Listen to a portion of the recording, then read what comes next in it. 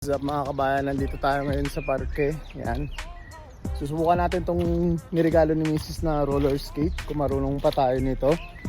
Kasi nagkaroon ako nito siguro mga I was 7 years old pa. At niregalo yun ni Tita Iris Estepa yun. Shoutout na pala kay Tita Iris dyan sa Canada, no? So birthday ko last few days ago. So niregaluhan tayo ni Mrs. nito ng roller skate. Yan, na tayo. So itatry natin siya ngayon kasi maganda yung panahon dito sa parke. So bis muna tayo. Tara!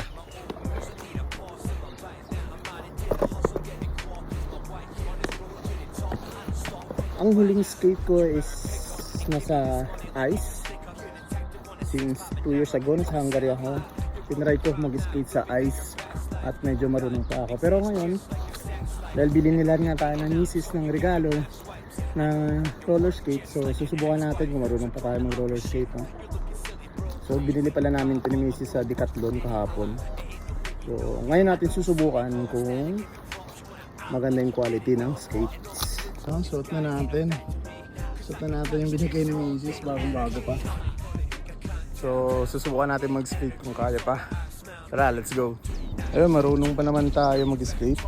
Ayan, ganito yung parke dito sa amin. Napakaganda. Ayun, nakakapag-skate pa naman ako kahit papaano. Marunong pa. Ayan, ang ganda ng parke dito sa amin. Ayan.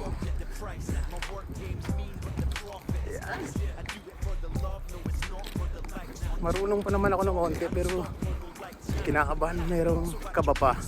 Ayan, ganda rito sa parke, no? Yun mga kabayan, pag nandito ka pala sa Espanya at medyo nauuwaw ka, pumunta ka lang ng parke kasi kahit saan makakita ka ng ganito. Ayan,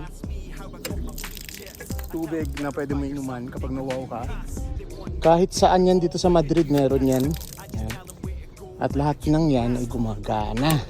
Ayan, pwede mong inumin yan dyan. Kaya maganda talaga dito sa Spain. Mabilis tayo ngayon mga kabayan, no? Yan yung view rito. Nakikita nyo yung tulay ng Toledo. Ano, napakaganda, di ba? Sobrang bilis ng skate natin. Ayan, sobrang ganda. Woo!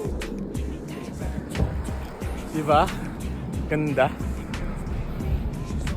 Ganda ng lugar dito sa amin. Woo!